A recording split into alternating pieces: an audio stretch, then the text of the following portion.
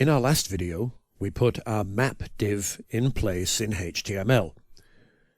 Now we need to start integrating Google Maps. Every API has documentation about how to use it, and Google Maps is no exception. The main thing that we need to do is to get what's called an API key.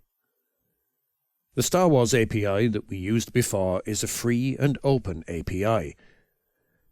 Like many providers though, Google requires you to register and to get an API key, which is like a password that authorizes you to use the API. As noted above, Google Maps is free for the level of requests that we'll be making. They do require you to give your credit card details, but it's highly unlikely that you'd ever be charged. To further safeguard yourself against being charged, though, we recommend that you take some time to follow the instructions above when you get your API key, and limit how it can be used. So to get to the Google Maps API documentation, just type it into Google, and then we can select Google Maps JavaScript API. We can see when we go to the page that this gives us a few tutorials, but what we're really interested in at the moment is the Get a Key button. So let's click on that. As you can see, when I click on it, it requires me to sign in. So I'm going to sign in with the Test Student Google account that I've created. If you don't have a Google Gmail account, then you may need to set one up.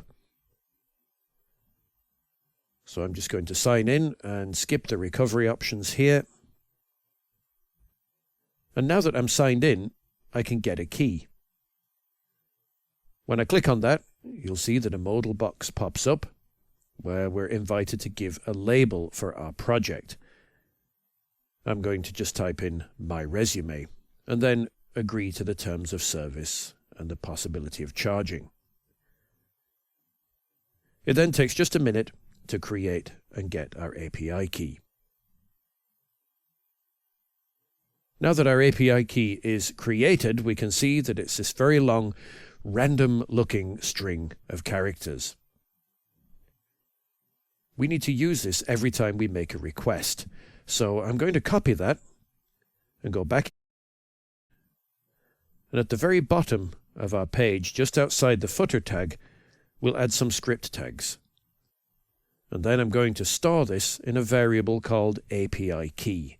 So var API key equals, and then I'll paste in the key that we had.